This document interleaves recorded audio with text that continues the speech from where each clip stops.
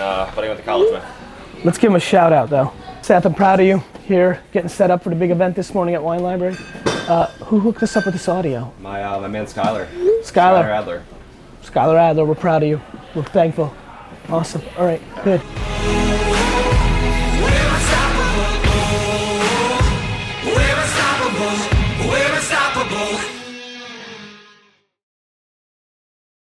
Would you like home sprints? Or what is that? Yeah. Yo. Okay, hey vlog. So here we are, Wine Library. I haven't been at Wine Library at 8 a.m. on a Saturday in many, many years. Doing the event, the Q&A session, a lot of fun. Super fun to be back in the stomping grounds. And we'll see what's up. We'll see what we can do. Brandon, what goes on here, if anything, at any time? What goes here? I feel like this needs to be smarter. I think this needs to be smarter. Back to my old school.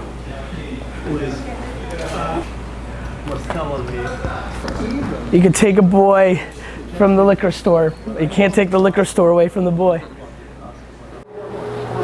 You need help?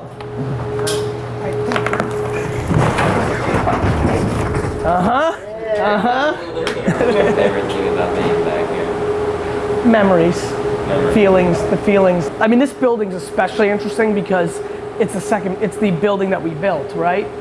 But it wasn't super easy. It took way too long. So I have a funny vibe towards it. Amazing, but like sometimes like this fucking wine room took a year too long, you know? Yeah. Hey guys, it's Gary Vaynerchuk. I'm here at the Wine Library and I'm super excited to be talking to you because corporate gifts. And the bottom line is there's not a single wine club out there that even remotely can hang with this one. Cool, well thank you so much for coming. This is super fun. It's funny, me and D-Rock were joking right before saying we do so many events and a lot of times people say, well, how many people were there? And we're like, 100 or 200. But if this is what 85 looks like, I think we've been underestimating every event in our lives. So thanks for coming out this early. It's funny, when I was putting this together, I'm like, you know what? Let's organize this at 8 a.m. on a Saturday. Let's see who's really committed. So I'm enjoying that part. Listen, to that point, if you're gonna be here at 8 a.m. on a Saturday, then I think the far majority of you have a whole lot of context of who I am and a lot of my spiel, right? So instead of repeating stuff that I think you can hear online or you're probably really super close to, I think we can really go pretty hardcore into Q&A.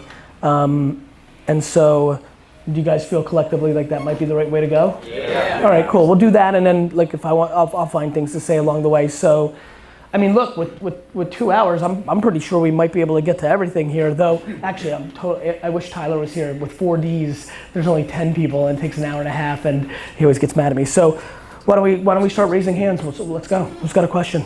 You in the back with the hat. What's your name? So, David. David. So I'm from Cleveland. I own a dog training business. We've been a business for about a year and a half now. It's grown incredibly fast. We just opened our 3rd location. Hey Seth, you don't have a second mic, do you? I can pass this though. Let's do that. Let's pass. This way you can capture it, right, D-Rock?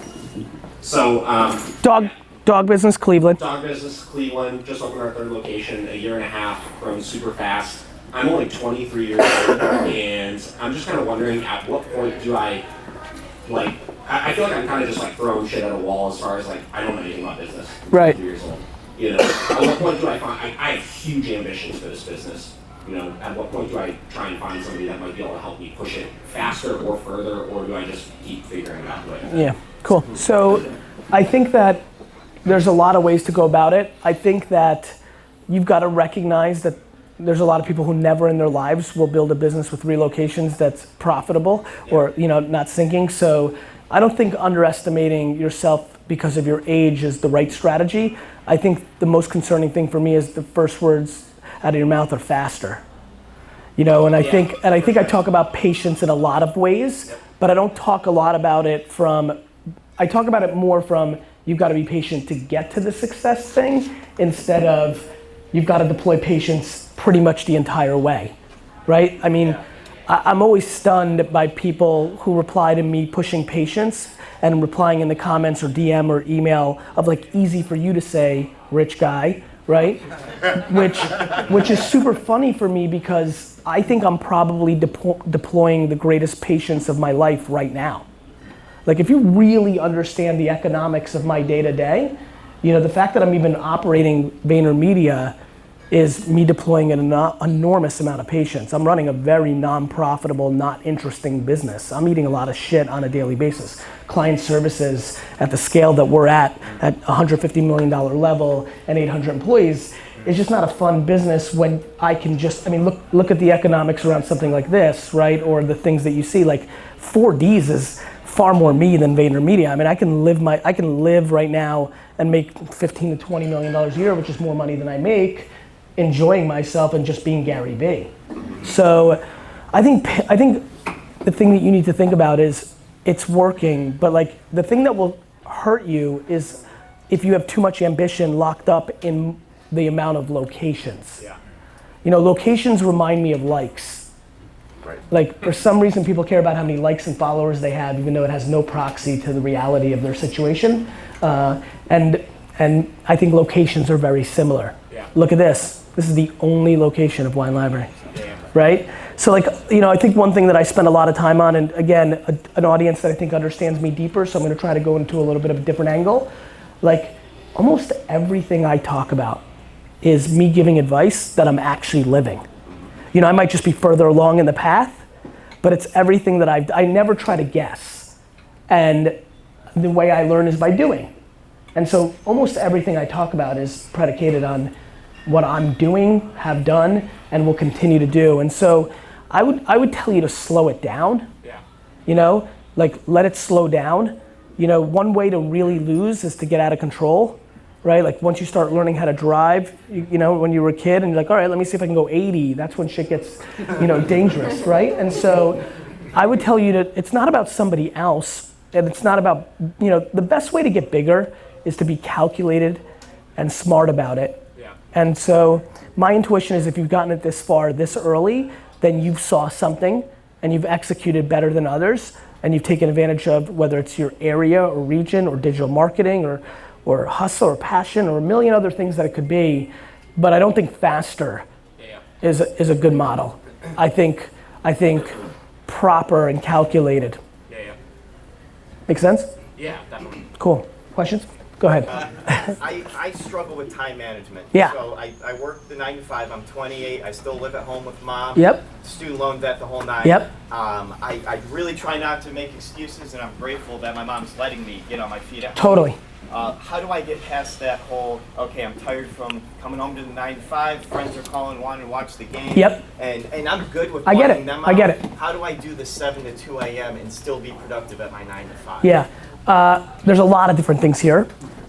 First of all, you should audit your 9 to 5. I would make it as easy as possible. Like there's an arbitrage. To be productive at your 9 to 5, a lot of people, when I wrote Crush It, I mean this is now 2009, this 7 p.m. to 2 a.m. thing. It's been around for a while, which is crazy. I mean, I've answered this email so many times. It's been amazing how good, this is one of my favorite pieces of advice. I know I'm building it up, but it's actually crazy. The amount of people that I've been able to tell who've gone from making 58,000, 73,000, 190,000 in their 9 to 5 to from 57 to 51, from 73 to 60, from 190 to 90. Because what they did was they figured out what they really needed to even just barely live, but their 9 to 5 got way easier. They just literally, some of them literally would go and work at like Saks Fifth Avenue on the sales floor and have 11 hours, 8 hour shifts where retail's a good one right now. Go work retail, nobody's coming in. And you can be on your phone and work. Right? I mean, I love my 9 to 5 job. It's in the financial. You don't love it more than what you want to happen. Correct. The end. Correct. Life's about choices, brother. I have that feeling. There's nothing else to say. Yeah. I don't, this is where it gets important. This is you know how I love saying binary? Because it is. If you love it so much, then you wouldn't be here. So you don't love it enough. So fuck that. It's Got it? yeah. Like make a little less or make more, just make it something that doesn't take up your brain and energy so that you're fucking, the bigger issue now is that you were so bored for 8 hours that it's tough to restart, not that you're out of energy. I mean it. That's the answer. It's not so easy to execute. Right, because it most has to do with finances.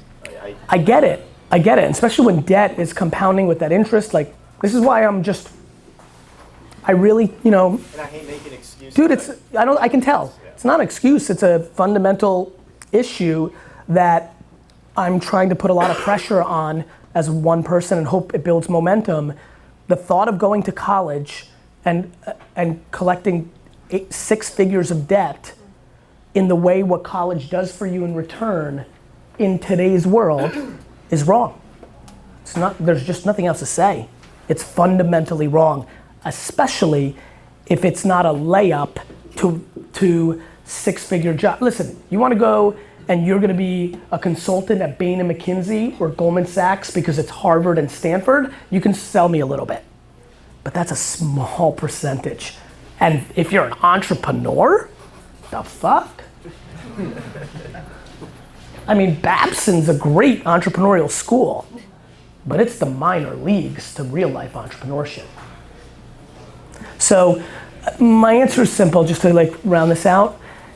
Life's about choices, right? And like they're hard. And it's about patience. What I'm telling you to do is probably like a good solid 7-year mapping game plan.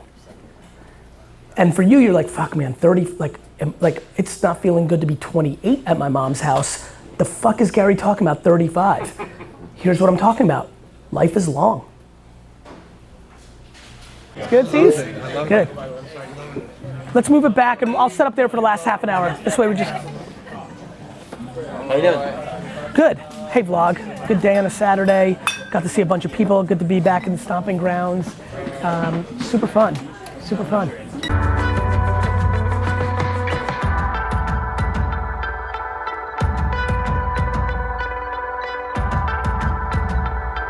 That was my favorite part of the whole talk. As soon as you talked, I looked over a little bit in the eye and I watched Dad go.